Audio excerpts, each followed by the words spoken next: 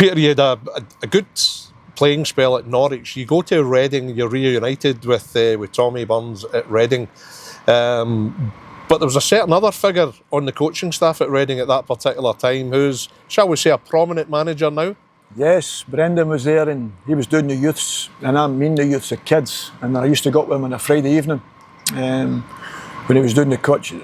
I'm sure it was a place called Sonning.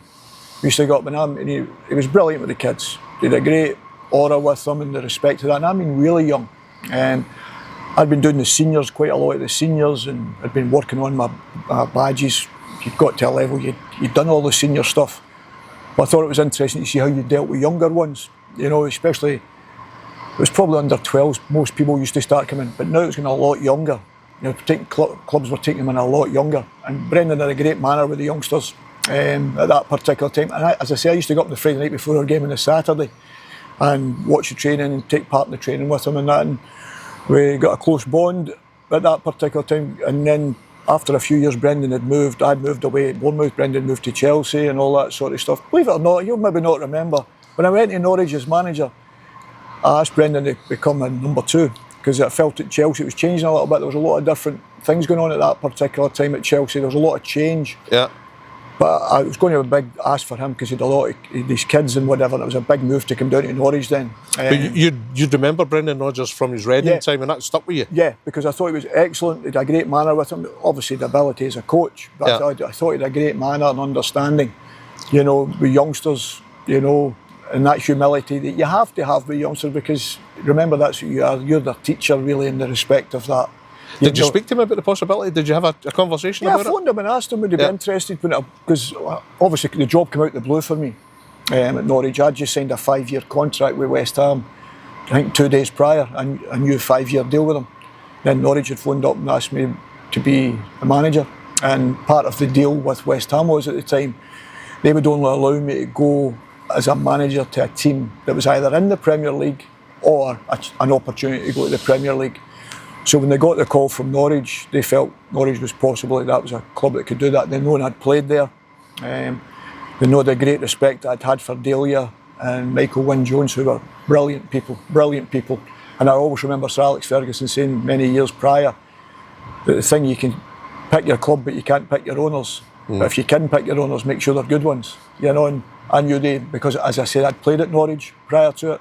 I know how well Delia was respectful of our managers, and Michael, how respectful they were. Because Delia was probably one, and was the only one, when I was doing all the coaching badges throughout the years, and I mean I'd done them for 10 years maybe, she was the only owner of a football club that I seen coming to the coaching courses to sit in and listen to what was going on. Aye. And I asked her, because I knew she'd come in, because obviously the nutrition had started coming in then, and I asked her why she was there. She'd obviously, I'm going to show you a little bit about the nutrition. This was before I knew her, really, and she says, but I've got to understand as well, I'm putting you guys in place. She said, I've learnt things more here in a week that I don't even think my managers would have to go through these problems. So it's remiss of me if I'm not here. And she was the one and only one that I've ever seen doing the coaching. And I've seen sat in and everything, watched the coaching, but she knows that's part of it, coaching. Yeah. But she was more interested in seeing the conversations and the problems that the managers had. And she was brilliant. So that was probably my biggest disappointment when I told them I was going to resign. And they said to me, no, you're going to stay on. I went, no, if you don't accept my resignation, I'm going to go to the television. I'd have loved to have won trophies for them and taken them back to the Premier League, because they were special people. But it's interesting though that you'd identified Brendan so early as a potentially very good coach, but you couldn't have imagined then, excuse me, that Brendan would then become what he is now. Well, I followed it closely, obviously, because I'd obviously got to know him at Reading, and I'd followed it closely. And when he'd went to the different clubs he'd went to, I knew his manner. And I always think, you look back now and you say, where do you learn your trade? You don't learn your knife and fork when you're 25. You learn it when you're 3 and 4, so the younger you learn it. And Brendan did, as you spoke about many times, he had the injury, obviously, and then went into coaching.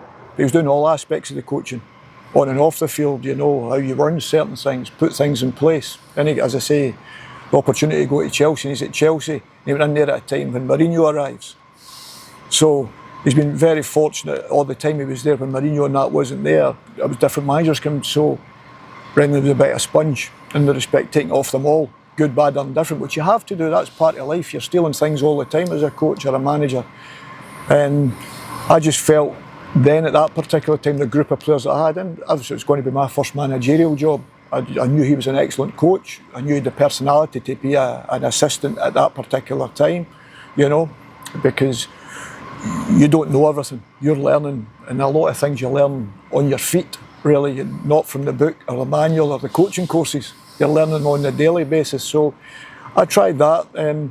As I say, I knew it was going to be a big ask because I'd already had aspirations. I'm sure he was doing the reserves at that time at Chelsea. Yeah. But obviously working side by side with Mourinho's and that very closely. So he was seen all. And Brendan was very much like that. He was a sponge in how he was taking things on, and Chelsea were going in massive at that particular time. How would you see his 2 spells as Celtic manager? I mean, I suppose in a way it's self-explanatory. The trophies are phenomenal. It can't get much better. He's a serial trophy winner, but do you think he's a terrific Celtic manager anyway because of how he projects himself, how he speaks, how the teams play? Everything above, because I think it's so important. You've got to have that connection with the supporters. You have to play in a certain style with Celtic, but winning is so important. It doesn't matter. We talked about the great Tommy Burns. We had a team that never lost one game but still never won, so it's not good enough. You have to win while you're doing it that way. You have to have changed the pressure that goes on constantly. People think it's easy because Rangers have been weaker in the respect to that, and I'm not being disrespectful, that's fact. And you look at it, but that's just as hard because you're expected to win all the time. Yeah. You're not expected to be second at any time in anything. And cup ties, to win a treble is very, very difficult because you could not play particularly well in a cup tie and lose a game. Doesn't mean you're not the best team, but on that particular day you can lose a cup tie. To do that and have that mentality to constantly do it, to constantly turn up, is fantastic. But the manager, players will change at certain times, managers will change at certain times, but the manager's under that scrutiny all the time because players are injured. How do you change the team round about? Players move on. How do you keep that? How do you keep that hunger and desire when you have to be the number one? Nothing else. You have to be the number one. And it's a fantastic strength. I said at the time, I think I said to yourself, along with others, when Ange left, they asked me the question. I said, I would go back and ask Brendan right away. And if Brendan says no, I'd ask Graham Potter. Because I thought that was 2 guys that could run Celtic the way that Celtic expected to run. Yeah. People sort of looked at it slightly different because of the way Brendan had left. I can understand that. But for me, it was a fantastic coup both times that they got him back to Celtic Football Club. Do you think he'll stay? Yes, 100%. Well, I think he said 200% last week. But I mean, beyond this final year, do you think he will extend his contract? I don't know. And I don't mean that, I don't know as in such, because I think the bottom thing is, Brendan said at the time, he'll be here for 3 years. Yeah. So things will have to work with him as well. He'll be looking at it saying, right, have I done everything I possibly can do here? I've attained Celtic further in Europe. Have I got a chance to progress again? And I think that's why I always say managers and players come and they go. The names in the back changes, the badge doesn't change, and the supporters around the stadium don't change. I never cry about it. I always, when they're there, support them as much as you can. They'd love them to stay there and continue to be successful, of course, you know, because you always want the best guys. For me personally, I want the best guys to be working at Celtic Football Club, and he's definitely one of the best, so I want him to stay there as long as he possibly can. So here's the thing. So if we fast forward a year and Brendan chooses to leave, you were all for bringing him back. If Ange Postecoglou is then available at that particular point, would you be for bringing Ange back? It's all ifs, buts and maybes, I know. But if that was a scenario, would you then look at Ange? Well, of course you would. Well, of course. Listen, he bought into, he knew what Celtic's about. Everybody knows what Celtic's about. But you're actually in the door, I say. You don't know what goes on. And especially as a manager. You know, I can only part it because I was there with Tony as a manager. So when you're on the coaching staff, you get bits and bobs. But when you're the manager, you know, it's completely different. Ange handled himself fantastically well. What it tells you is that the boys he brought in, he knew they were ready to come, say, right, you need to do this for Celtic. This is the type I need in. Because I'm sure Celtic never scouted day players before Ange came in. You know, the Japanese boys. Aye. So all of a sudden he's come in and they've been phenomenal. You know, okay, some hit, miss and hit. That's football, you know. But predominantly massive they've been. And no, Listen, you always want the best manager. And if I'm hoping Ange goes and wins the European trophy with Tottenham, it'd be fantastic. It shuts everybody else up again. But also because he's that connection with Celtic. The Celtic fans loving him, you know, supporting him, desperate for him to do well. And he's done fantastically well here. And for sure, I hope we're in here for a long time, but I have no qualms with Ange either. Your coaching career properly started at Bournemouth in the early noughties. You were assistant to Sean O'Driscoll. Yep. Some memorable times, including a Wembley final. Yes. To do it at Hampden as a player, to then be a coach at Wembley to have success is fantastic. A playoff final. A playoff final against Lincoln City. The thing that pleased me most about that was the performance of the team was extraordinary. We won 5-2, but it got voted the best performance in English football. That's English football, not because we were outstanding. It was just one of the days, you know, everything went well. And we played exceptionally well. But I was very fortunate with Sean as a manager. Sean was quiet. He was known as Noisy because he never spoke. You know him yourself. He never spoke. That was a really ironic nickname. Absolutely. And Mel Meacham was there. Mel had a lot of experience, you know, when I went in there at first. So Mel was really the manager. And then Sean moved up to become the manager. I became his assistant, but I was still playing. Great man, Mel, as well. Yeah, absolutely. And you'd Harry used to drop by, so you were feeding into Harry Redknapp because he lived down that area. They were coming into the club who'd been part of the club, and it was the old Dean Court at that particular time. So a real special time. But the biggest thing was the group of players we had. You know, you talk about managers and whatever. Eddie Howe. Well, I was going to say that I suppose the tail end of your playing career, you're in a Bournemouth side that had Eddie Howe and Jason Tindall, now Newcastle United boss and assistant. You had Richard Hughes, who's now sporting director at Liverpool. And you had a certain Jermaine Defoe as well, Peter. Yeah, and you had the Stephen Purches, the Carol Fletchers, the Steve Fletchers, all these guys who have gone on and done, and many more, by the way, who were excellent in that period. Eddie's a phenomenal, not, well, obviously we see the job he's doing now at Newcastle, but a phenomenal job he'd done at Bournemouth when he became the manager there. He was very unfortunate in his playing career, with an injury he had when he went to Portsmouth, and he had a knee injury. But he was always a learner of the game. But the thing about that group of boys, they were all a lot younger than me, but they were a special, special group who gave everything every day. And they had the perfect sort of manager in Sean, you know, because Sean was quiet, you know, intelligent coach, ended up working at Liverpool, actually under Brendan for a little period. Yeah. You know, maybe too quiet in some people's eyes, but a fantastic coach and fantastic knowledge of the game. But it allowed these young guys, I was quite a wee bit more abrasive. I was giving them what you needed. You know, you surprised me, Peter. Exactly, because at that level, you've got to learn how to win. Yeah. You know, and unfortunately, that's part of life. You know, it doesn't matter who you're playing for. Biggest thing is you've got to learn how to try and win. That was a brilliant period for you. Then you go to West Ham United. Dramatic period at West Ham United alongside Alan Pardew, the manager. FA Cup final, Liverpool, 2006. I think it's rated the best FA Cup final in the modern era, so to speak, or by many people. But utter heartbreak at the end of it. Yeah, it was. And it was a massive learning experience for me, because you talk about what's the difference between a manager and assistants and whatever. Remember in the build-up to the game, Alan named the team near enough on the Monday apart from 2 strikers. He never picked a striker. So we're going to the Millennium to play Liverpool in this big game. And he's asked me what I think. Dean Ashton's just coming back from a bad injury. Bobby Zamora's been unbelievable. He's been brilliant, you know. So but he's not the rest of the team. He said, but we'll not pick the striker.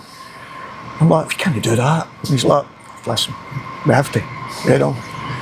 He said, but I always remember one thing. He said, I'd said to Alan many years ago, we were talking about a team one day, and I said, pick your best players. If your best players are available, as in for the team, pick them. Don't worry about who it is. If I've got to leave people out, that's life, you know. And he said, he threw it back to me that day, because he went, we got nearer the end of the week, we travelled down to Wales, because the game was in, I think, the Millennium, I'm sure, if I'm right. We went to the Millennium on the Thursday. We go down there and I'm thinking, what are we doing? We sat up on the Thursday night, what are you thinking? I said, Bobby Zamora, because he's on fire, he's been brilliant. He said, but you said Dean Ashton's our best player. And I said, he is. He said, well, he's fit. He said, can you remember what you said many years back? Pick your best players. And I went, right, okay. I said, but still Bobby, because he's on fire. If Dino starts and pulls his leg or whatever. Saturday morning, we're still got phone up deliberating down over his room. He said, I'm going to start with Dino. I went, great, fantastic. He said, you always said to me, pick your best players. Yeah. He said, Dino's, I said, unfortunately for Bobby, who's been magnificent for us. So it was a massive call. Dino scores, obviously bundles Jamie Carragher in early doors. We go 1-0 up, then Dean scores. So he's got 2 goals, you know. But it lets you know you can have an opinion, but the manager's still got to make that main call. And Alan made it on that particular day. So it was learning experiences for me all the time. And you had a certain guy at the back in the team that day who would, fair to say, go on to greater things? Yes, Lionel Scaloni, Argentina manager. Fantastic boy, absolutely brilliant. Great English, played in Spain at that particular time, played right back for us. And unfortunately, people look upon him and think it cost us a cup final. It wasn't. It was because the ball had went out. We'd knocked it out because there was a Liverpool player, I think, was injured at that particular time. Lionel gives them it back, you know, because it's our throw, and we give them it back. But they play, and they cross the ball in the box. Ball's out the edge of the box. Jose Benayoun goes to flick it, misses, and Steven Gerrard comes on. And it's just went up 4 minutes injury time. He played mere 1 and 2-1 at the time. And Gerrard smashes it in by Shaka Hislop, and we end up drawing 2-2. It's funny you talk about that throw-in moment in the FA Cup final, when previously we talked about the throw-in moment in the 1989 Cup final here that Big Roy took advantage of. Yeah. But sadly for you guys, this day for West Ham, it went against you. Yeah, because, as I say, because it was more of a misunderstanding with Lionel giving them it back, because he thought to give them it back. Yeah. And they just put it right in the box. I think it was Risa, I think. The ball comes out, Jose Benayoun misses it. Steven Gerrard's near the halfway line, because he'd been gone for the last 20 minutes of the game. See, when it comes to, I mean, what was it, 35 yards at least? Right. Oh. See, when it comes to him at that point, are you actually thinking, go on, have a shot? For sure, absolutely, because Shaka Hislop was playing brilliant for us. We defended ever so well.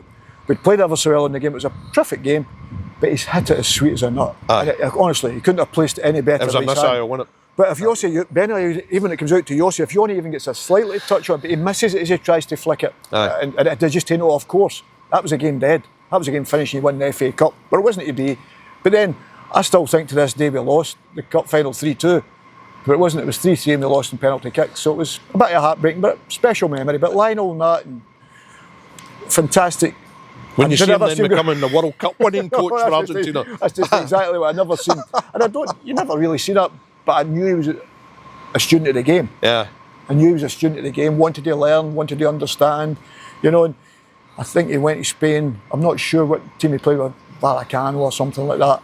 But then when he came over, there was such a willingness to learn and understand the small periods of the game. So if he played on the Saturday, dashing the Monday to get and show you certain parts of the job, because it was a completely different game they were playing. It's the Premier League's a lot more intense and quicker, what types of wingers, and they always wanted to know the small details. So you always think that. You always think they're going to have an idea of maybe getting into the coaching. But World Cup winner, it couldn't have happened to a nicer boy. So I'm absolutely delighted for him. I mean, you had a top 10 finish in the Premier League with West Ham as well. Fantastic experience. Then you become manager at Norwich City. Fateful probably doesn't cover it. It was a year or 12 months in a job that it's fair to say didn't work out how you would have loved it to work, because obviously you played for the club. As you've already touched on, you'd formed a real relationship with the club and the people there, so that would have been a real deep disappointment for you. Yeah, it was, because the day prior to the Norwich job coming up, as I say, I'd signed a 5-year deal to stay with West Ham and put it on the proviso if there's an opportunity came along in managing the Premier League or a team capable of going to the Premier League. I couldn't go anywhere, even in the Premier League as an assistant. That was in the contract. So I could go to Norwich, went there.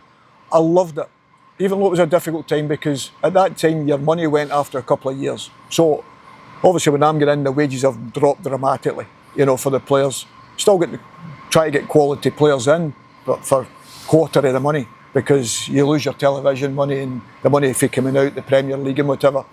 So there was a turnabout of players, but I loved every second of it. A couple of incidents when I was driving back, because like say, I remember Sir Alex Ferguson phoned us to congratulate us, tell us about the job. He said, the only problem is you're going to have, I know what you're like. He said, every time I speak to somebody, say, I see Peter last night, or I seen young Peter. He said, and that's everywhere from the Midlands to Manchester to whatever. He said, you're at games all the time, watching them. You'll not be able to do that when you go to Norwich. You've got to concentrate on your own team. I can sadly say that was the one thing I didn't listen to. I felt as if I could go and watch every game, youth team games, everything. And I've done that. And listen, the fortunate side for that was, like say, young Chris Martin, young Chris Renton became the youngest ever player. I think he still is the youngest player to play for Norwich City. Young Chris Martin was playing in the youth team. And I turned him in, and nobody had mentioned him to me. But I went and used to go and watch in places like Portsmouth. I'd drive to, Newcastle I'd drive to, without anybody knowing. Aye. And I'd watch young players. But did you burn yourself out? Yes. I nearly crashed the car twice. I had 2 young boys at the time. And the final straw for me was we played. Well, your sons? But boys were young. Peter and Raymond? They were young, yeah. Peter and Raymond were very young. And I was driving here, and all of a sudden, if anybody knows Norfolk, try to get back to Norfolk and going to any games anywhere, you're 3 hours to get to the motorway first. Yeah. And then you've got to go where you're up north. So I was still going to the gym at 6:30 in the morning, managing round to about 1 o'clock, 2 o'clock. Then I'd get into my car and then I'd drive wherever to watch games, our youth team, whatever. Nobody would know. I'd just go away and do it myself. Because I always felt if I was sitting in the house and an opposition I was playing against was playing and they'd done a set play or whatever and I'd never seen it, that would be me to blame because I was sitting in the house. This was the way I was. I never had that experience of just sitting back and saying, well, you've got to trust others. And that was the biggest thing. And I bumped myself out. I nearly, as I say, bumped the car. Well, more than bumped it twice. Well, so was that almost like falling asleep at the wheel? Yeah. That's exactly what it was. At night? Drop them off, and all of a sudden you're near a bus. One was a lorry and one was going off a motorway. And I'm thinking, this can't be right. Then we played Queen's Park Rangers away, and we'd worked on the fact not to go offside. We gave an offside decision, 95th minute, 0-0, away at Queen's Park Rangers. I've lost Dion Dublin, who was a fantastic person, never mind player, but a fantastic player with a problem in his back. I think it was a slight fracture. I lost Darren Huckabee, who was wonderful for us. Some problem with his groin on that particular night, going to lose him for a period of time. And I just thought, we lost a penalty kick in the 95th minute and we lost 1-0. And just after the game, in my head, I walked out and went, I've had enough, to myself. Mentally, were you just utterly fatigued? Yeah. Were you just mentally kind of shot? Yeah, so I've asked 2 directors, could I speak to them? What is it? I said, listen, can I see you tomorrow? No, nobody's in tomorrow, as in. I knew that what I was maybe thinking, and I went, no, I need to see you tomorrow. Then they phoned me on the bus saying, no, can't do this, And I went, well, I'll have to go to the press or the whatever, myself then. So I met them that evening and told them how I was feeling. Burnt out, I hadn't managed myself well enough. Loved it, nothing to do with the club, nothing to do with the board, because they were very, very supportive in everything I'd done. And they came back and said to me that obviously Delia that said, no, he's not going anywhere, he's not doing anything, because I told him I was going to want to resign. He said, tell me to take a couple of days, because we're going into an international break, I think. Tell me to take a couple of days, that's it, done. That's what he'll get, a couple of days, and that's him. And I says, no, that's me, I'm done, I'm not coming back. 2 days later, it was the worst decision I ever made. Because it was a fantastic club with fantastic people. Yeah, there was things you had to guide through and you had to get better at as a manager and obviously manage the team better in the respect to. But did you regret it? You'd regretted it, did you? 2 days what later. Have I done? 2 days later, yes. And they'd said that to me, and Delia and that said, you'll regret it. And I'm like, no, I won't. No, I won't. I've got 2 young boys, and a wife, Lorraine. It's too important. At the moment in the car really kind of shake you up? Yeah, and Lorraine and the boys didn't know about that. Right. And I just thought, no, if that had happened to me there, that's it. And don't get me wrong, I met Sir Alex, I think a week later, and he said to me, why did you not phone us? Was it that moment, Peter? Was it that moment you thought, no? That was it, because I hadn't managed myself well enough, and I couldn't get away from not going to the training ground at 6:30, because I always felt like, if you're telling players about how to prepare and look after themselves and manage themselves, about how they eat, how they look away from the pitch. I always treated players in the respect, say, I'm not your father, or I'm not your mother. And here, I'm your gaffer in the respect that I try and do the things right to help all of us be successful. I can tell you what to do down here. I can put the best food on for you, as Delia and that did. I can put everything on for you. You can go round the corner of a McDonald's. That's not my problem. You can go out for a pint, you can go out to 4 and 5 in the morning. That's not my problem. I'm never going to chastise you for that. But it's wrong and I'll see it in your performance. So I always try to manage that sort of way. But I never managed myself well enough because, as I say, I was going to the gym at 6:30 in the morning because I'd try and do it for a few hours before anybody came in. And I couldn't get that out of my head. But never mind yourself, you could have cost Peter and Raymond's lives at the time. That would have tormented you at that time. Oh, as I say, when you're saying to them, if I'm come back, I'm going to be in a car myself, and you don't come back home because you fell asleep. And it was my own fault because I put myself in that position because I wasn't managing myself right. And that's what I always say to people now. People talk about all the things you read in a book, whatever. Your time management is massive. You never switch off. People say, oh, you'll go away on holiday or whatever. You never switch off. Never. I don't care what anybody says. Manager will say, I'll go and lie on the beach. You're thinking about the next player you sign. Aye, I mean, that's been a theme, Peter, and all the one-on-ones I've been doing over recent months. I ask the managers how to switch off. And a few are honest enough, like David Martindale at Livingston. I can't. It's the last thing I think about at night, and it's the first thing I think about in the morning. And I'm saying, what about your family? And it's like, he openly admits, I can't switch off from it. Some people are like that, and obviously you were the same at that time, but did that change you that moment, at that point? Or no. Did it still find it hard to be all intense about it? No, I was still intense. When any jobs I went in, I've always given it 100%. Do you try and manage things differently? You do, but I find that impossible. I used to go back home and I'll go home a little bit earlier, so I'll try and go home about 6 o'clock or whatever. But then I'd be on. Now, because you've got computers, you can watch all the games on there. So I'd be checking what an opponent done or what the next one ahead of it is. So I'd be marking wee things down. Even though the family were... So as soon as they were out the door or doing something themselves, you were on to checking the opposition. But did you even know what to do to switch off? Did you have anything? No? But in the you weren't a golfer, were you? You didn't play golf? Because I always used to think I wasn't a good enough football player to be a golfer. Because I thought, why am I practising golf if I can practice football or make myself stronger or fitter? Aye. Try to keep my fitness up. So all these things, I didn't want to give my energy on a golf course. So that was me. Maybe that intensity was a letdown to me at times. Because, like, you go to Alloa as manager if you can move on the years. But to be fair, it's also what got you to where you did in football. Exactly. So that's why sometimes I argue with myself, yes. Yeah. Argue with myself. Because even when I went to Alloa, even though it was a part-time job, that was completely different. You are what you are. Yeah, exactly. Yeah. So you think you're going to manage it better, but you don't really manage it better because it's constant. You have a year at West Brom with Tony Mowbray and Mark Venus. Ironically, having previously played against them in derbies for Norwich and Ipswich. The old farm derby. The old farm derby. So you then become part of Tony's backroom staff at West Brom, a year in the Premier League, which again's enhancing you again as a coach. You suffer relegation, but then suddenly, 2009, Celtic come calling for Tony. At that point, are you thinking, I'm definitely going? Was there no question about you going? Probably the opposite. Really? Yeah. Because Celtic's your club, and you obviously, when you left there, as a player, obviously you're thinking Celtic, wow, brilliant. West Brom we thoroughly enjoyed, and they've been a really good side. I know you say we get relegated, we were a fantastic side, and really impressive side. Unfortunately, we did get relegated, but playing against a lot of good sides, but with a young team but a really good team. The football you were playing was... Yeah, absolutely, and that's why Tony got the job. That's why Tony, there's no doubt Celtic were interested in taking Tony. But I was always a little bit concerned because there were certain things that you always think, is it changed, is it not changed on certain aspects of it, how does it work? And what, at Celtic? Yeah. Yeah. That's the way it is, because at the end of the day, you always want to be judged on what you do. I always believed, and I didn't know if you were going to get judged. I'm not the manager, so I don't need to ask the questions. But Tony saying to me, I want you to come with me and all that sort of stuff, it leaves me no option anyway, because part of the bill that was paid obviously included me in it. But obviously I need to be looked after as well. If I'm not getting looked after, I'll be going nowhere. Because I felt, as a player, I wasn't looked after the way I should have been. There was times there, and I didn't want that to be the same again. So, and also the fact, probably the biggest thing, I didn't want to be going back as a token gesture.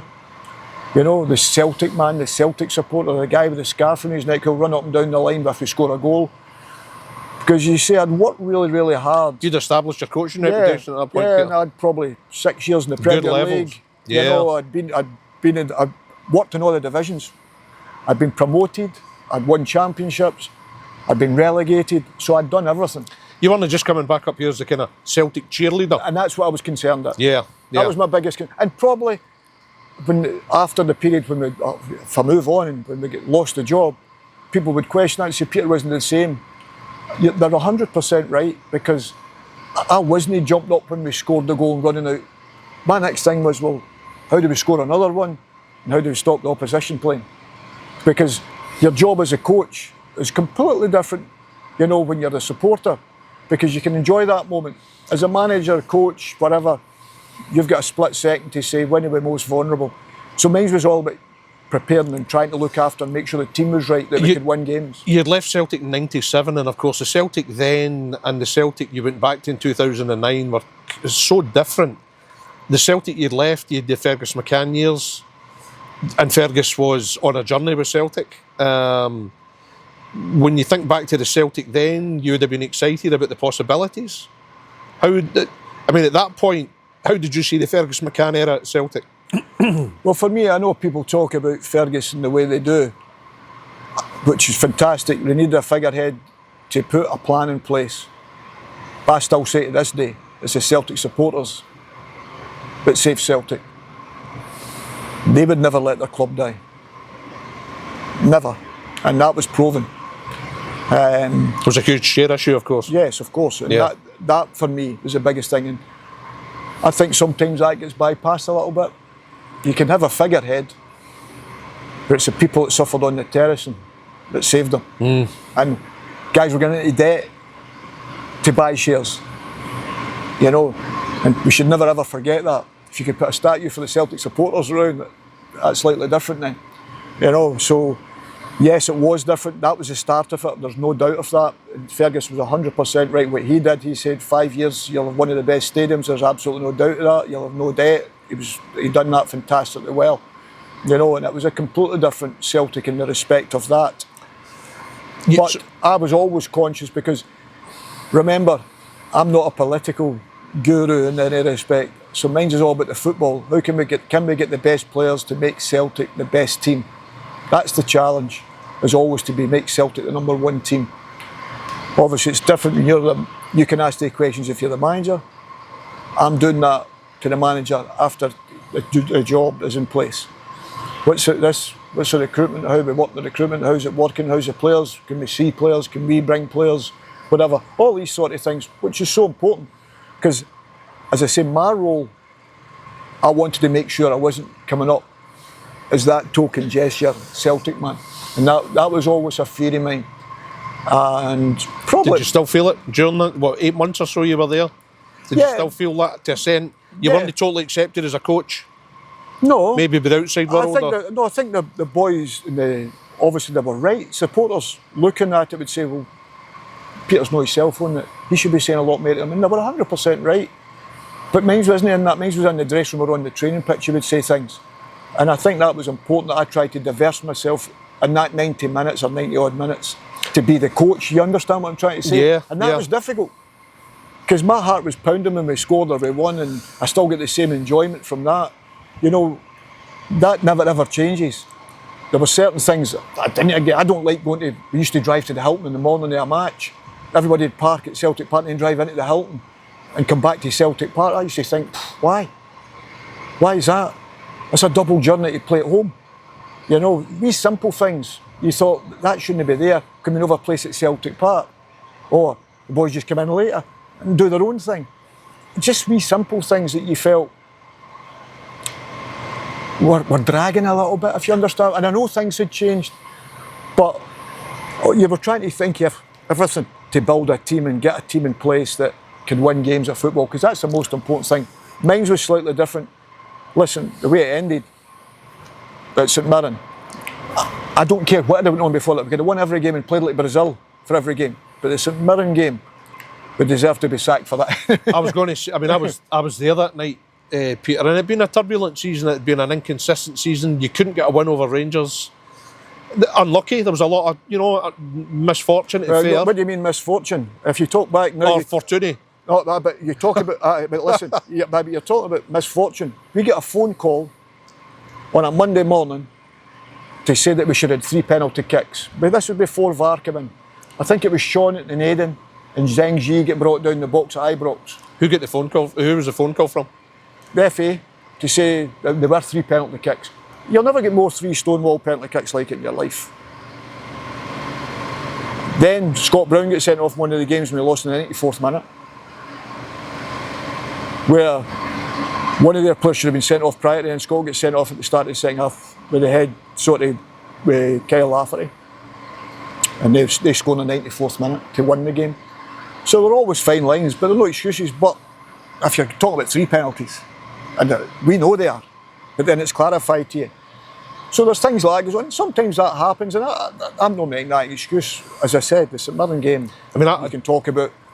4-0, I mean, see the goals were going in, did you know? You just knew, this is our last game. Me?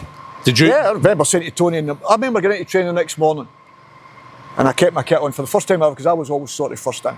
And I kept my kit on that morning. And boys not come in and, well, you can not get ready for training. Are we still here? We're sort of, Tony's looking at me now. After that. So that was fine. Then, sure, straight out, trained the team, come back in, and then Tony came down and told us that obviously we'd been sacked. So, listen, I had no issue with that. There was obviously certain things I wasn't happy with, and everybody knows that. But they will always remain where they made. The people know it was involved in that what I wasn't happy with, and I couldn't hide it. I wasn't one for hiding it, and it sat with me a hell of a long time. That would have hurt you for a while, wouldn't it? Yeah. Of course it did. That was a real tough time. Did you regret? See when you reflect on it, did or whatever period afterwards, did you regret going back to Celtic? No. Listen, you never regret going to Celtic. Aye. As I say, my concerns, some of them were still there, and they were proven. There's no doubt of that. But that's life. You have to live with it. You have to make choices. What do you think was the biggest reason why it didn't work for Tony? Results, obviously. Was there anything he did or didn't do? Oh, because recruitment. Because recruitment, we always knew players that would make Celtic better. Whether you're capable of getting them is a completely different question. Because you brought Robbie Keane in as well, didn't you? Yeah, of course, but Robbie spoke to me in the summer before anything had happened. And jokingly, I met him in holiday and said, "You any chance of me getting up to the Celtic?" Laughing. And I'll be like, "Yeah, but you need to, where are we going to get your wages for?" Laughing like, And then the next thing, I think near enough deadline day, there's a chance to sign Robbie Keane. Brilliant, you can't knock that back. But as I said to you, listen, the period went through, and it's not a great period, for myself. If you asked me if did I enjoy it, I'd say the answer was no. If you remember, the first game we played Aberdeen away. Aidan and Sean Maloney were in the wings, and we're really excited. We played exceptionally well that day. I think we won 3-1. And that's what Tony wanted, to bring that to the club, make players better, exciting. Because he was another one that understood that Celtic had to play a certain way and a certain style and win games of football. That's the bottom line. You leave Celtic, and if there's such a thing as a rehabilitation period for you as a coach, you then hook up with Alan McLeish, and you have dramatic periods at Birmingham, a tour of the Midlands, Birmingham City, Aston Villa, Nottingham Forest. You've Carling Cup glory at Wembley with Birmingham, alongside Big Eck. Barry Ferguson.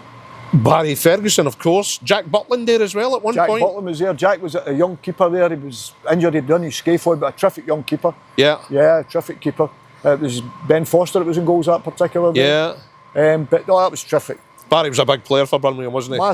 Massive player. And it's funny, because in the build-up to the game, probably the most frustrating time in Barry's career, because we said in that particular match the tactic was to miss Barry out, because we knew Arsenal would push 4 midfielders in front of our midfield, and any time we went into Barry, they would try and steal the ball and run. That was the way they played. So we decided to go a bit longer, and we put runners next to Barry, Craig Gardner and Lee Boyer, with Seb Larson and Keith Fahey, and with Big Nicolo Zigic up front. So we went forward. In fact, 10 minutes gone, their goalkeeper should have been sent off, Chesney, who played last night in that game. Wonderful game, or the other evening there. And Chesney goes through and brings him down. And this was our tactic, miss Barry out. And we knew Barry would always want the ball because everything went through Barry. But in that particular game, so great credit to him for allowing that to happen. You're playing Arsenal, so you're playing a certain way. And it's going to frustrate him. Yeah. And of course it's going to frustrate him, but it worked fantastically well for us. But the manager put a lot of work into it. Simple things like even Nicolo Zigic. We'd played Aston Villa the week before and Nicolo should have jumped for a header, but because he was such a big guy, he never jumped. And the ball just dropped past.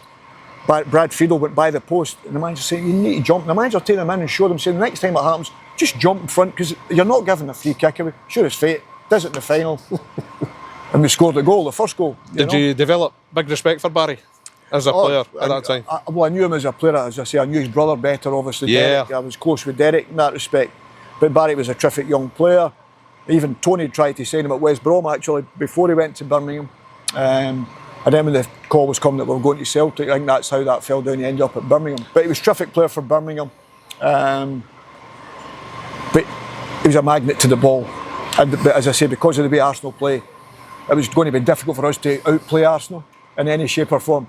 But we did tactically on that particular day. And listen, fantastic. If there's a better time to score a goal. Oh, fantastic. 93 minutes. You become a key ally for Alex, and then he invites you to join him after he becomes Scotland manager, invites you to be part of his backroom staff.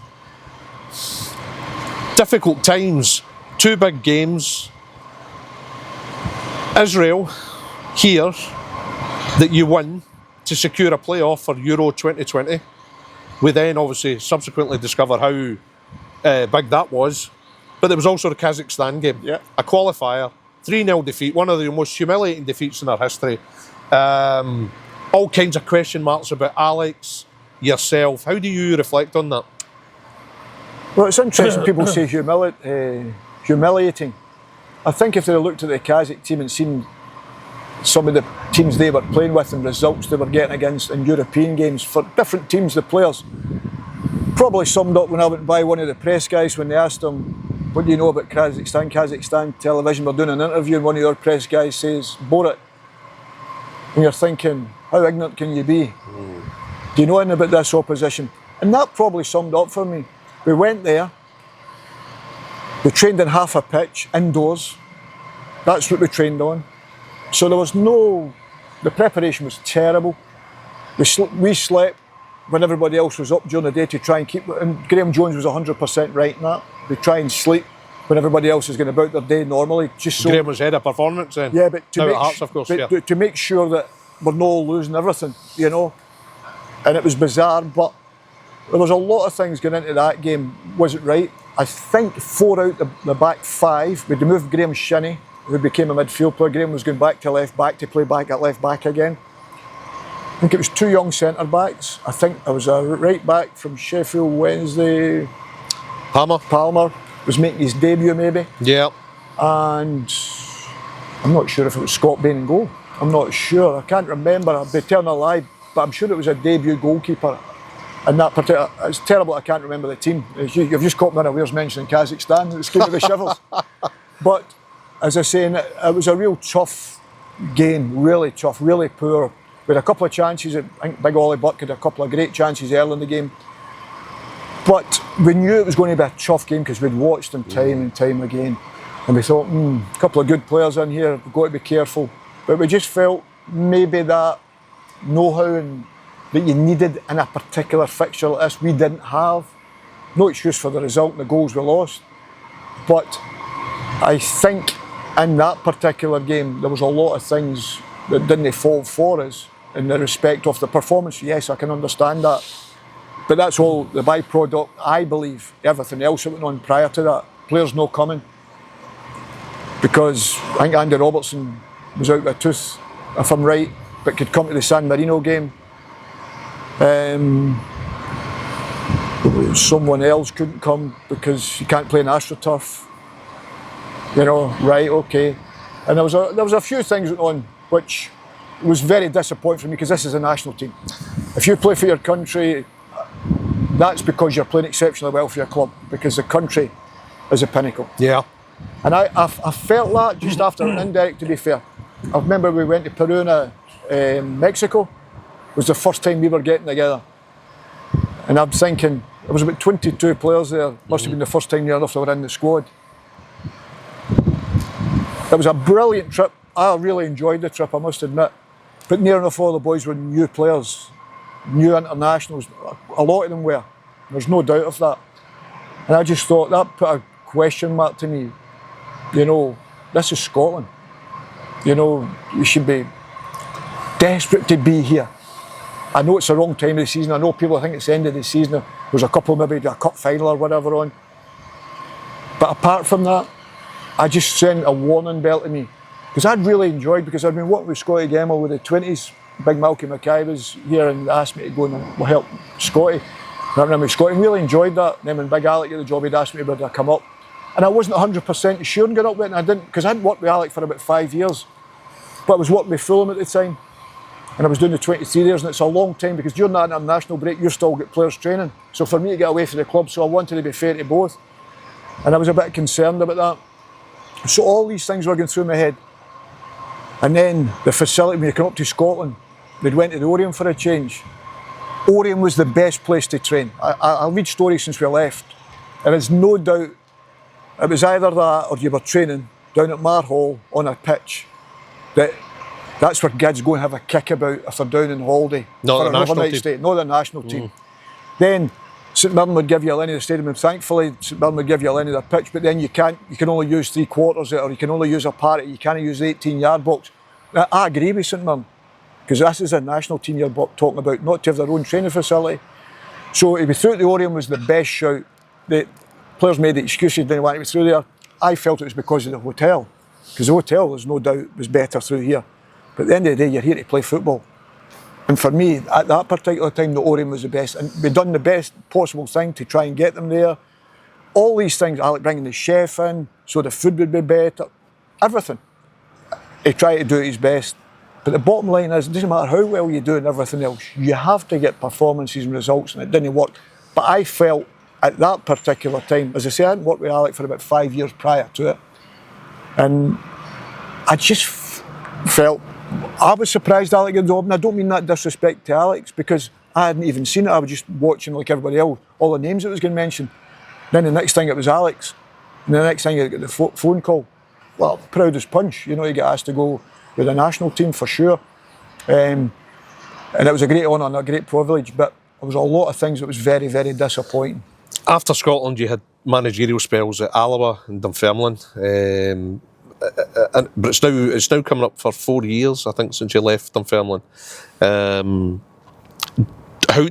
now a respected TV pundit. Celtic TV, BBC Scotland, Go Radio, football pundit, respected. Do you see yourself going back in? Do you think maybe coming up for 4 years' time's moved on a bit, or how do you see it? Do you still hanker for that? I think I would know more than most. It's in the game. Yeah. Coaching wise, I told. But the biggest problem I've got is you're back up in Scotland. People have a perception about you. I think anybody that watched the Alloa team would tell you how good a side we were. You know, people have different opinions on, but they don't understand. Dunfermline, I loved the time at Dunfermline. We started the cup campaign. We were the top goal scorers, everything, all the Premier League teams and everything. That was a concern for me, because everybody was thinking we were like Brazil because we were playing ever so well. But then we got into the league and I think we drew 7 and lost 4. And I lost my job, quite rightly so, because you've got to win. But in the periods, COVID was there for 3 years. You could hardly have a team talk, you couldn't get players in together, you couldn't get them travelling in a car, so there was a million things you were managing. That wasn't managing. You didn't learn. For all the coaching years I'd done, nobody had prepared me. Because sometimes you're picking a team, and then by 12 o'clock that day, because that was the last time of the day, take a test. By 12 o'clock that day you could lose 3 players, and it could be your three most important players, and unfortunately at that level, you're snookered. Then when COVID is ready to allow, I don't know if it was 1,000 or 500 back in, I just lost my job then, unfortunately. But as I say, I can understand the reason why. But what do I do? People say, do you get in for jobs? No, the answer's no, and it's not because I'm big-headed and whatever. So what answer are you going to come back and give me if I give you the CV? What answer are you going to give me? If I can't speak well and understand it, and I don't understand what I'm talking about, or you think I'm a dinosaur, come back and tell me that's what you think, if that's what you think. But if you look at my CV and don't invite me to come to speak to you, who's got the problem? When I go to Alloa, the first I bump into a chairman of the Premier League team. How did Alloa manage that? I said, because they asked. The bottom line is, and I think the more pleasure I've got out of it is when other managers have said to me the teams you work with was the hardest teams to play against, just tactically for us, because the way the team played. And that was credit to the players. You can only give them information you've got to carry onto a pitch. But I'd have loved that. You talk about punditry, would I rather still be a manager or a coach? Of course I would. You know, I would hate to think anybody thought I was a dinosaur in any shape or form, because I think I've been in the game long enough that you've got to move along with the way the game is played. You watch everybody. You're always a thief as a manager or a coach, because you're watching everything that goes on. I watch football probably more than anybody. I'll go to every league to know the players, you know. So you do that. You do that if you're a football person anyway. You just turn up. Oh, there's a game. Oh, there's a game on there. I'll go and watch that. And I love football. I have the enthusiasm for it. I've got a fantastic knowledge of the game, and I'll say that myself, because I've had to have, because I wasn't the best player, and I was never the best, you know, at anything else. So everything I've had to do, I've had to work for, and work really, really hard to try and do it. Peter, I'd be delighted to see you get back into the game, and thank you for talking about your wonderful career. Thank you. Pleasure. Thank you.